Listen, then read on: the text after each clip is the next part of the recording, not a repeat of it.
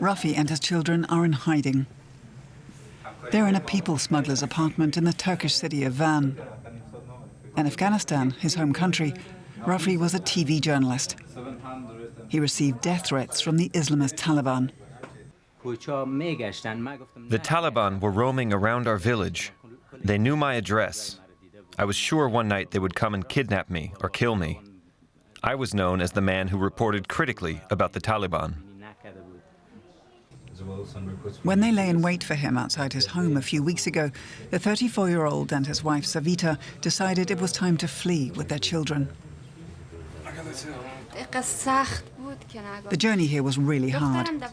I carried the baby in my arms the whole time, and we walked for almost 24 hours at a stretch for 2 days. We had to pass over mountains and through rivers. It was really horrible. Smugglers eventually brought the family through Iran to Turkey for the equivalent of over 900 euros per head.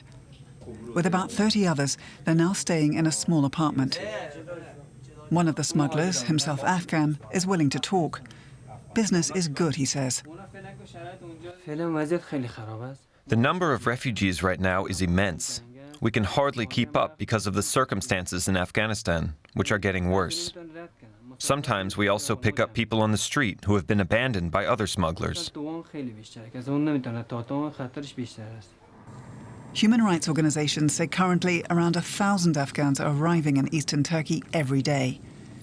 Again and again, fatal accidents occur during the flight. In Van, many lie buried anonymously, just a number. Some die crossing the dangerous mountain route, or others in the overcrowded smugglers' vans. But even those who make it have a hard time in Turkey. Unlike Syrians, Afghans are not part of the refugee agreement with the EU. They have little chance of gaining asylum in Turkey, and they're living there under precarious circumstances. Many want to get to Europe, even though they know the images of overcrowded refugee camps and the conditions there. For them, anything is better than the situation in Afghanistan, says Savita. A few weeks ago, one of my cousins and 2 of her young children were killed in a Taliban suicide bombing. They were burned to death. It was terrible. For Rafi and his family, going back to Afghanistan under the Taliban is out of the question.